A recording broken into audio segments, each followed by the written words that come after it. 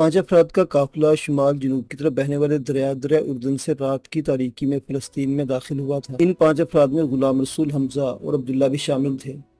इनके साथ दो नौजवान रहबर अबू मोहम्मद और ओनस तलाल शरीके सफ़र थे। अर्ज़ फ़लस्तीन पर कदम रखते ही तीनों सजदा रेज़ हो गए थे। फ़लस्तीनी रहबरों ने इन्हें मोहब्बत भरी नज़रों से देखा।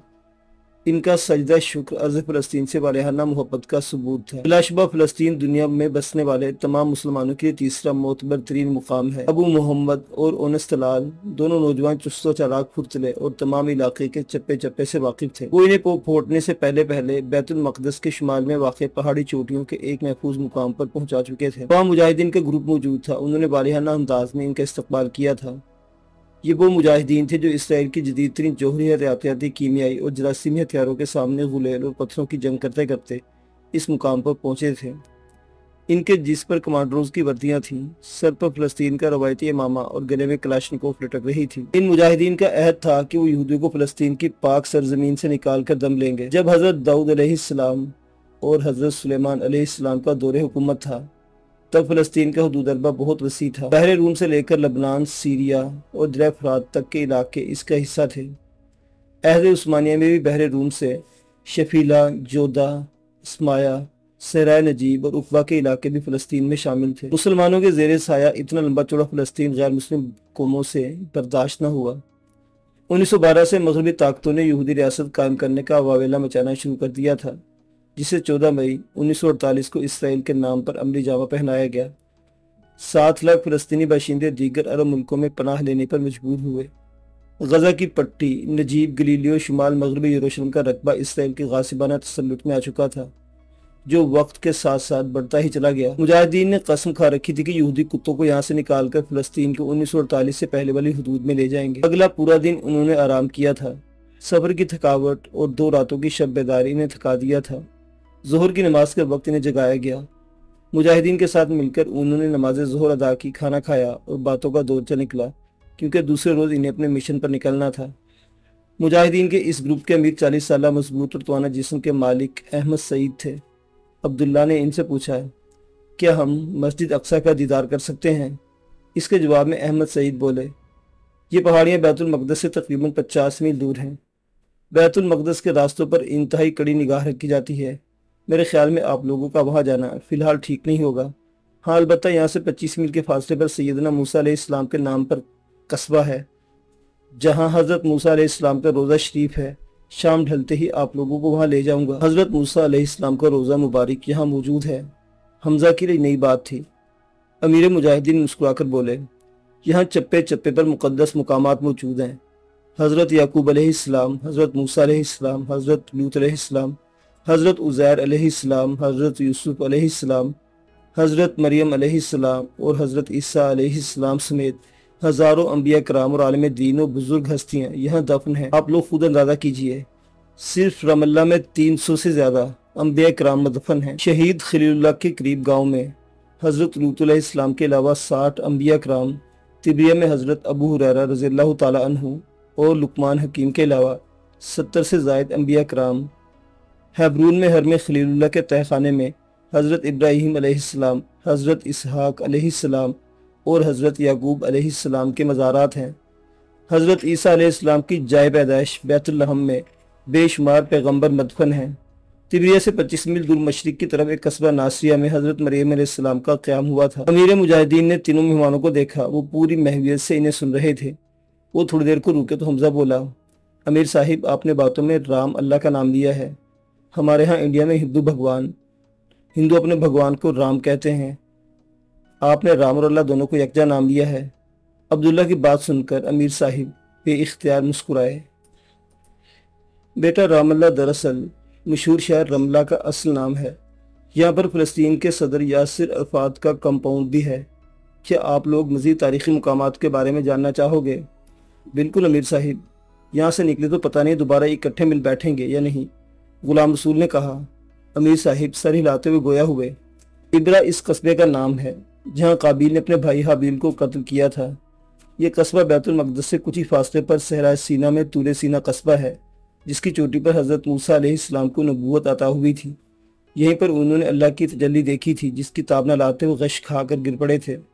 तिबरी और बसरूत के दरमियान वो मशहूर कुआं है जिसमें हज़रत यूसुफ अलैहिस्सलाम को इनके भाइयों ने दानिस्ता फेंका था। कुफरिया के कस्बे में हज़रत यूनुस अलैहिस्सलाम वमा वालिद मोहतरम के दफन हैं। यहीं पर हज़रत हूद, हज़रत उज़ैर के मकबरे भी मौजूद हैं। हज़रत अयूब के 4 बेटों और हज़रत मूसा की वालिदा माजिदा के मकबरे अज़बल खतीरा के नवाही इलाके अरबेदिया में मौजूद है। हज़रत आदम अलैहिस्सलाम ने नाबलूस शहर में नमाज अदा की थी। यहाँ पर हज़रत याकूब का खुदा कुआं भी मौजूद है। अस्का नाम का कस्बा साहिल समंदर पर वाक़ है। इसके बारे में कहा जाता है कि हज़रत आदम अलैहिस्सलाम ने यहाँ खेती बाड़ी की थी। एक रवायत यह भी है कि ऐनुल बकर नाम का जो चश्मा यहाँ मौजूद है वो हज़रत आदम ने निकाला था। और ये तो आप जानते ही होंगे कि अल-कुद्स और मस्जिद इब्राहिम के दरमियानी इलाके में हज़रत आदम अलैहिस्सलाम दफन है। जी हाँ मीर साहिब, हम जानते हैं, जिससे अंदाज़ा होता है कि अर्ज़ फ़लस्तीन की तारीख़ कितनी कदीम है। हाँ बेटा, आपने बिल्कुल ठीक कहा। मैंने इतने अंबिया कराम का नाम मुबारक लिया है तो मेरी ज़ुबान मिठास से भर गई है, मगर अब मैं जिस हस्ती का नाम लेने जा रहा हूँ इनके इस्म मुबारक का तस्वुर ही मेरे दिलो दिमाग को मुअत्तर कर गया है। मेरी ज़ुबान खुशबू में नहा गई है। जी हाँ, मैं जिक्र करने वाला हूँ उस हस्ती का जन्नत की चाबियाँ जिनके हाथों में हैं, जिनकी बज़्म में फरिश्ते भी आजिज़ी से हाजिर होते हैं। महबूब खुदा, नूरे कायनात, सरवर कायनात, फ़ख्र दो आलम, इमामुल अंबिया, नबी आखिरुज़्ज़मा हज़रत मोहम्मद सल्लल्लाहु अलैहि व आलिहि वसल्लम। अमीर साहिब ने जब ये मुबारक नाम ज़ुबान से अदा किया तो मुजाहिदीन ने बुलंद आवाज़ में सल्लल्लाहु अलैहि वसल्लम अदा किया था। इनकी बुलंद आवाज़ों में 3 धीमी आवाज़ें दब गई थीं। बेटा, जब भी हमारे प्यारे नबी सरकार दो आलम रहमतुल आलमीन हज़रत मोहम्मद सल्लल्लाहु अलैहि वसल्लम का नाम मुबारक आए तो दरूद भेजने में बुखल से काम न लिया करो। बुलंद आवाज़ में दरूद भेजा करो बेटा, ईमान ताज़ा होगा। जी अमीर साहिब, ये आवाज़ गुलाम रसूल की थी जिसने वाकई धीमी आवाज़ में दरूद पढ़ा था। अमीर साहिब अपनी बात जारी रखते बोले, पूरा अर्ज़ पर फ़लस्तीन वो पाक खित्ता है जिसमें बैतुल मक़दस को एक मुनफरद मुकाम हासिल है। बैतुल मक़दस की काबिल फ़ख्र मिट्टी को नबी आखिरुज़्ज़मा, नबियों के नबी हज़रत मोहम्मद सल्लल्लाहु अलैहि वसल्लम की कदम बोसी का एज़ाज़ हासिल है। अमीर साहिब, हम लोग हर साल शब मेराज मनाते हैं, मगर अमूमन अफराद को इसका सही पस मंज़र मालूम नहीं है। ये बात गुलाम रसूल ने कही थी क्योंकि इसे ज़िंदगी में एक तल्ख़ तजर्बा हो चुका था। जब वो पैदा हुआ तो इसका नाम दादा जान ने गुलाम रसूल रखा था। ये खालिसतन मजहबी नाम था। मम्मी और डैडी ने इसे कदीम नाम से तशबीह देकर दिली तौर पर कबूल नहीं किया था, मगर दादा जान की नाराज़गी के सबब इन्हें बहरहाल गुलाम रसूल के नाम से ही रजिस्ट्रेशन करवाना पड़ा। लेकिन दादा जान की गैर मौजूदगी में वो इसे ज़ीशान कहते थे। दादा जान की वफ़ात इसकी 2 बरस की उम्र में ही हो गई थी। तब से वो सबके लिए ज़ीशान बन गया, जो लाडो प्यार से बिगड़ते हुए शानी हो गया। कोई नहीं जानता था कि शानी का असल नाम गुलाम रसूल है। सर जी को भी तब पता चला जब उर्दन के वीज़े के लिए इनके हाथ में शानी का पासपोर्ट आया था। उन्होंने पासपोर्ट को देखते हुए पूछा था, शानी गुलाम रसूल से भी कोई अच्छा और खूबसूरत नाम होगा। शानी ज़िंदगी के मुख्तलिफ पहलू देख चुका था। दुनिया और मज़हब में बहुत हद तक तमीज़ करने के काबिल हो चुका था। वो बिला झिझक बोला, नहीं सर जी, इस नाम से कोई भी दूसरा नाम खूबसूरत नहीं हो सकता। इसके बाद सर जी ने सब पर वाज़ेह कर दिया था कि आइंदा शानी को असल नाम से पुकारा जाए। 12 मौक़े आए थे जब गुलाम रसूल को अपनी मजहबी कम इल्मी का इदराक हुआ था। वाक़या शब मेराज से वो भी मुकम्मल सियाको सबाक के साथ ना आशना था। अमीर मुजाहिदीन कह रहे थे, मैं मुख्तसरन आपको शब मेराज के बारे में बता देता हूँ। रसूलुल्लाह सल्लल्लाहु अलैहि वसल्लम मक्कातुल मुकर्रमा में तशरीफ़ फरमा थे। वहाँ से आप सल्लल्लाहु अलैहि वसल्लम बर्राक पर तशरीफ़ फरमा कर हज़रत जिब्राहील अलैहिस्सलाम के हमरा सीधा तूरे सीना पहुँचे। तूरे सीना से बैतुल लहम गए। बैतुल लहम उस शहर का नाम है जहाँ हज़रत ईसा और हज़रत दाऊद पैदा हुए थे। बैतुल लहम में हज़रत दाऊद की ज़ोजा मोहतरमा भी दफन है। यहाँ खजूर का एक दरख्त अब तक मौजूद है जिसका फल हज़रत मरियम अलैहिस्सलाम ने खाया था। बैतुल लहम में ही छोटी सी मस्जिद सैयद मसीह के नाम से मशहूर है। इसके बारे में रवायत है कि यहाँ हज़रत ईसा ने शीर ख्वारगी में लोगों से गुफ्तगू फरमाई थी। मेरी बात किसी और तरफ निकल गई। मैं वाक़या मेराज बयान कर रहा था। बैतुल लहम से हज़रत सल्लल्लाहु अलैहि वसल्लम बैतुल मक़दस तशरीफ़ लाए। हज़रत सल्लल्लाहु अलैहि व आलिहि वसल्लम का इरशाद पाक है, इस वक्त हम बैतुल मक़दस में हरम शरीफ के अहाते में पहुँचे तो हज़रत जिब्राईल अलैहिस्सलाम ने मुझे बर्राक से उतारा और इसे एक कुंडी से बांध दिया। फिर आप हरम शरीफ में दाखिल हो गए और उस चट्टान पर चढ़े जिसे कुब्बतुस सखरा कहा जाता है। इस मुकाम पर आपकी मुलाकात साबिका अंबिया कराम से कराई गई। उन अंबिया साबिकीन में हज़रत इब्राहीम अलैहिस्सलाम, हज़रत मूसा, हज़रत ईसा भी शामिल थे। یہیں پر آپ صلی اللہ علیہ وسلم نے تمام انبیاء سابقین کی نماز کی امامت فرمائی اور امام الانبیاء کہلائے۔ اس کے بعد قبۃ الصخرہ کے متبرک چٹان سے آپ صلی اللہ علیہ وسلم حضرت جبرائیل کے ہمراہ نور کے ایک زینے سے آسمانوں پر تشریف لے گئے۔ آسمانوں پر آپ کو جنت الفردوس اور اللہ تعالیٰ کی مختلف نعمتوں کا دیدار نصیب ہوا۔ آپ نے جزا اور سزا کے مناظر دیکھے، 5 نمازوں کے احکام بھی حاصل کیے۔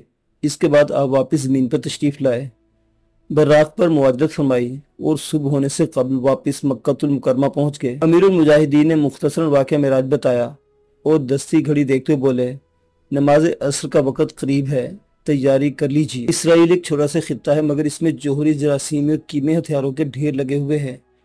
دمونہ، حیفا، ابلاون کی پہاڑیاں سب ہتھیاروں سے لبالب بھری جا رہی ہیں۔ دمونہ کے پلانٹ کو اسرائیل نے ٹیکسٹائل فیکٹری کا لبادہ پہنانے کی کوشش کر رکھی ہے۔ دنیا میں یہودی قوم کمیونٹی کے لحاظ سے سب سے چھوٹی اقلیت میں شمار کی جاتی ہے، مگر طاقت اور اثر و رسوخ میں اس قدر آگے ہے کہ امریکہ جیسا سپر پاور بھی اس کے سامنے ہاتھ باندھے کھڑا ہوتا ہے۔ دنیا کا طاقتور ترین صدر سمجھے جانے والا امریکی صدر عراق کی اینٹ سے اینٹ بجا دینے کے بعد برملا کہنے پر خوشی محسوس کرتا ہے کہ ہم نے اسرائیل کی بقا کی جنگ لڑی ہے۔ اس اعلانیے کے باوجود مسلمان بشمول عربوں کو عقل نہیں آئی، یا پھر گریٹر امریکہ کی کامیاب پالیسی ہے کہ 1.5 لاکھ امریکی افواج مسلمانوں کے مقدس ترین مقام سعودی عرب میں ڈال رکھی ہے، حتیٰ کہ مکہ شریف اور مدینہ پاک دونوں شہروں کی ناکہ بندی بھی کر دی گئی ہے، یعنی سمندری راستوں پر ہر طرف مکمل امریکہ کا کنٹرول ہے۔ بحر الہند اور بحر العرب میں آمد و رفت کے جہازوں کی انتہائی سخت چیکنگ کی جاتی ہے۔ عام سمندری راستوں پر ان کا مکمل کنٹرول ہے۔ کراچی کے ساحل سے لے کر شمالیہ تک تمام بحری گزرگاہوں پر عالمی کفر کا قبضہ ہو چکا ہے۔ مسلم لیڈر غفلت کے صحراؤں میں ہنوز بھٹکے ہوئے ہیں۔ ان کا ٹارگٹ موساد کا ہیڈ کوارٹر تھا، جہاں قیاس کیا جا رہا تھا کہ پاکستان سے چرائی گئی فائلیں موجود ہیں۔ طے یہ ہوا تھا کہ وہ تینوں علیحدہ علیحدہ وہاں پہنچنے کی کوشش کریں گے، پھر وہاں رابطہ کر کے اکٹھا حملہ کیا جائے گا۔ امیر المجاہدین احمد سعید نے اپنا ایک مجاہد ان کے ہمراہ روانہ کر دیا تھا۔ غلام رسول کے ساتھ نوجوان مجاہد ارشاد غوری تھا۔ وہ غالباً سلوان کی بستی تھی۔ روڈ پر فلسطینی عوام، مرد و عورتیں اور بچے ہاتھوں میں مختلف بینرز اٹھائے احتجاجی ریلی نکال رہے تھے۔ ان کے ہاتھوں میں شہداء اور گمشدہ افراد کی تصاویر تھی۔ ارشاد غوری نے غلام رسول کو بتایا کہ پچھلے دنوں یہودیوں نے بستی کے 16 گھروں پر زبردستی قبضہ جما لیا ہے۔ یہ احتجاج اس کے خلاف کیا جا رہا ہے۔ غلام رسول نے دیکھا ریلی کے شرکا نے سروں پر کلمہ طیبہ سے کندہ کپڑا باندھا ہوا تھا۔ یہ پرامن مظاہرہ جاری تھا۔ اچانک اسرائیلی پولیس کا ایک دستہ گھوڑوں پر سوار دندناتا ہوا نمودار ہوا۔ انہیں دیکھ کر ریلی میں بے چینی دوڑ گئی، کیونکہ وہ ان کی ظالمانہ حکومت سے اچھی طرح واقف تھے۔ پولیس نے آتے گھوڑے لوگوں پر چڑھا دیے۔ ان کے ہاتھوں میں ڈنڈے اور کندھوں پر رائفل لٹک رہی تھی۔ لوگوں میں بھگدڑ مچ گئی، عورتیں بچوں کو ایک طرف کرنے لگی تھیں۔ نوجوان پولیس کے ڈنڈے پکڑنے کی کوشش کر رہے تھے، کیونکہ پولیس نے تشدد شروع کر دیا تھا۔ غلام رسول نے دیکھا نوجوانوں نے گلے میں لٹکے فلسطینیوں کے روایتی رومال چہرے پر بطور نقاب چڑھا لیے اور پولیس سے مقابلہ کرنے لگے۔ ارشاد غوری نے غلام رسول کی طرف دیکھا۔ اسرائیلی پولیس کا وحشیانہ تشدد ان کے لیے ناقابل برداشت ہو گیا تھا۔ انہوں نے ایک چیختی آواز سنی، یہودی کتوں، فلسطین سے نکل جاؤ۔ حلق کے بل چیختے الفاظ ادا کرنے والا ایک بوڑھا شخص تھا۔ اس کی آواز پر ایک پولیس والے اسے کچلنے کے لیے اس تک گھوڑا بھگایا، مگر بوڑھے شخص نے اس کے قریب پہنچتے نہ صرف ایک طرف ہو کر خود کو بچایا، بلکہ ساتھ ہی ہاتھ بڑھا کر پولیس مین کی ٹانگ پکڑ کر جھٹکا دیا۔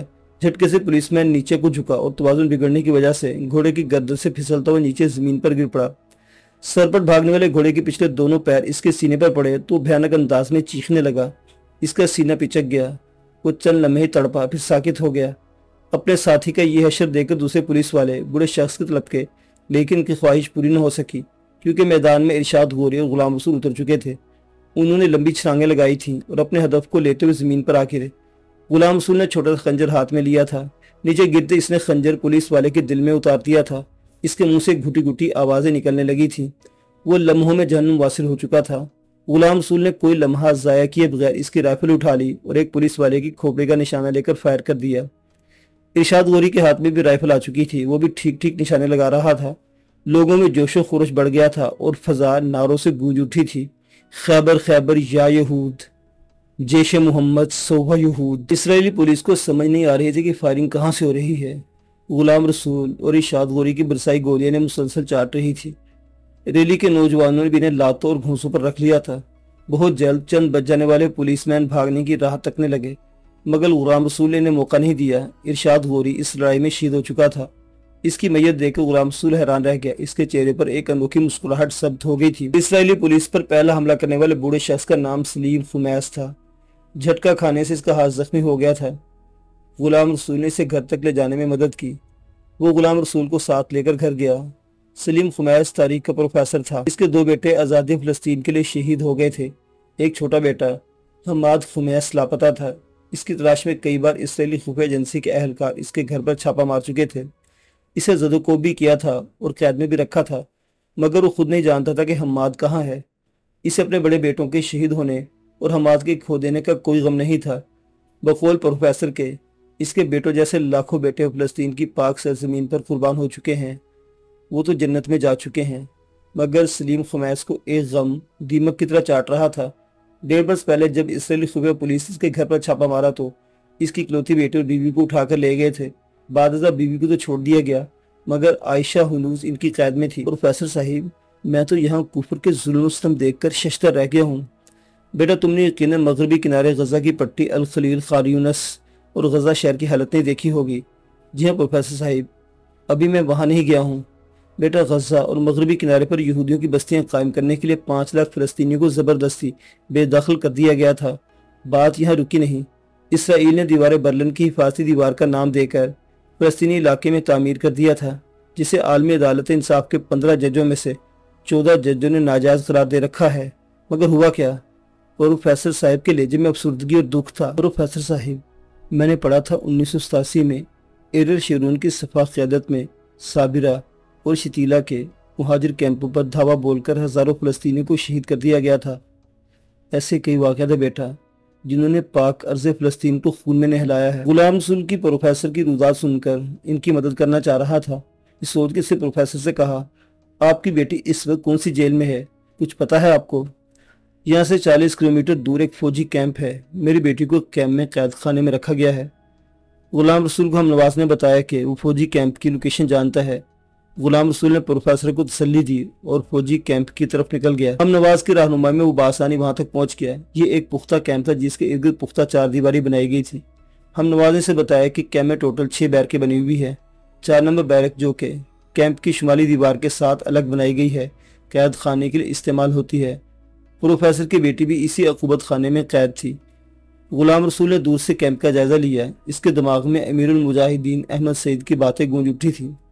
780 سال مسلمانوں نے بیت المقدس پر حکومت کی۔ 7 جون 1967 کو عالمی کفریہ طاقتوں نے اسرائیل کی پشت پناہی کی اور اس نے بیت المقدس پر قبضہ جما لیا۔ تب سے لے کر آج تک مسلمانوں کا قبلہ اول جس کی طرف رخ کر کے مسلمانوں نے حضرت محمد صلی اللہ علیہ وسلم کے ساتھ 1 سال 4 ماہ تک نماز ادا کی ہے، یہودیوں کے زیر تسلط آنسو بہا رہا ہے۔ دنیا میں 26 آزاد اسلامی ممالک ہیں، تقریباً 1.5 ارب مسلمان ہیں، مگر کسی عالمی لیڈر کی توجہ فلسطین کی طرف مبذول نہیں ہوئی۔ بلند و بالا 4 دیواری پر حفاظتی کانٹے دار باڑ بھی لگائی گئی تھی۔ دیوار پھلانگ کر اندر جانا تقریباً ناممکن تھا، البتہ مرکزی دیوار سے فوجیوں کی آمد و رفت کا طریقہ دیکھ کر اس کے ذہن میں پلان ترتیب پا چکا تھا۔ مرکزی دروازے پر دائیں جانب چھوٹی سی اسکرین لگی ہوئی تھی۔ اندر داخل ہونے والے فوجی اسکرین پر اپنا کارڈ چند سیکنڈ کے لیے رکھتے، جس سے ذیلی کھڑکی کھل جاتی تھی۔ کارڈ حاصل کرنے کے لیے غلام رسول نے 4 فوجیوں کا خاموشی سے تعاقب کیا۔ فوجی کیمپ سے نکل کر پیدل ایک گلیوں میں گشت کر رہے تھے۔ ہم نواز سے بتایا کہ اس طرف ویران علاقہ ہے، کیونکہ یہ بہت سے فلسطینی گھر چھوڑ کر ہجرت کر گئے تھے۔ غلام رسول ایک طرف سے گھوم کر گھات لگا کر بیٹھ گیا۔ فوجی جیسے ایک موڑ مڑ کر اس کے سامنے آئے، وہ ان پر ٹوٹ پڑا۔ فوجی حسرات خوش کپیوں میں مگن تھے، وہ اس اچانک حملے کی توقع نہیں کر رہے تھے۔ غلام رسول ان پر بری طرح ٹوٹ پڑا تھا۔ پہلے حملے میں اس نے ایک فوجی کی گردن توڑ دی تھی، ساتھ ہی دوسرے کی کنپٹی پر لات رسید کر کے اسے بے ہوش کر دیا تھا۔ باقی دو فوجی جب تک سچویشن سمجھتے اور سنبھلتے، ایک کے سینے میں خنجر پیوست ہوا اور دوسرا غلام رسول کے آہنی بازو میں تڑپنے لگا۔ چند منٹوں میں اس کے منہ سے خون رسنے لگا۔ آنن فانن غلام رسول نے 3 فوجیوں کو ابدی نیند سلا دیا تھا اور چوتھا بے ہوش تھا۔ اس نے ایک نظر بے ہوش فوجی کو دیکھا۔ اس کے ذہن میں فلسطینیوں پر ہونے والے ظلم و ستم گھوم گئے۔ غلام رسول نے اپنا بھاری بوٹ اس کی گردن پر رکھا اور سارا وزن چھوڑ دیا۔ فوجی کے منہ سے غوں غوں کی آوازیں نکلنے لگی۔ اس نے دونوں ہاتھوں سے غلام رسول کی ٹانگ پکڑ لی، مگر ان میں جان نہیں تھی۔ وہ چند منٹوں میں جہنم واصل ہو چکا تھا۔ غلام رسول نے ان کی تلاشی لی، اپنے مطلب کا سامان جیبوں میں منتقل کیا और एक फौजी की वर्दी उतार कर फुर्ती से कपड़ों के ऊपर ही पहन ली। बरहाना फौजी के ऊपर दूसरे फौजी की लाश फेंकी और तेजी से कैंप की तरफ बढ़ गया। कार्ड इसके हाथ में था जिसकी बदौलत वो बआसानी दाखिल हो सकता था। इसने सर की टोपी को दानिस्ता नीचे कर रखा था ताकि पहली नजर में पहचाना न जा सके। कैंप में दाखिल होते ही इसका दिल बिलियों उछलने लगा था। कैंप के अहाते में जाबजा बख्तरबंद गाड़ियां, टैंक और हेलीकॉप्टर खड़े हुए थे। इसने देखा एक हेलीकॉप्टर के पंखे चलना शुरू हो गए थे। यकीनन वो उड़ने की तैयारी में था। गुलाम रसूल के जहन में एक ख्याल बिजली के कोंदे की तरह लपका और इसने हेलीकॉप्टर की तरफ दौड़ लगा दी। वो सर पर भागता हुआ पायलट को रुक जाने का इशारा कर रहा था। हेलीकॉप्टर का दरवाज़ा इसके बिल्कुल सामने था और पायलट गर्दन मोड़कर इसे हैरत से देख रहा था। गुलाम रसूल हेलीकॉप्टर के नज़दीक पहुंच गया। पायलट ने दरवाज़ा खोलकर गालिबन कुछ कहा था, मगर गुलाम रसूल शोर की वजह से कुछ न सुन सका। वो जंप लेकर कैबिन में पहुंच गया। फौजी वर्दी की वजह से अभी तक पायलट इसे पहचान नहीं पाया। गुलाम रसूल ने कोई लम्हा ज़ाया किए बगैर इसे गर्दन से दबोच लिया। वो जान बचाने के लिए हाथ पांव मारने लगा, मगर गुलाम रसूल ने इसे मौका नहीं दिया। पायलट के मरते गुलाम रसूल ने इसे एक तरफ फेंका और खुद पायलट सीट पर बैठकर बेल्ट बांध ली। पाकिस्तान में ट्रेनिंग के दौरान आखिरी चंद महीनों में इन्हें खुसूसी ट्रेनिंग दी गई थी।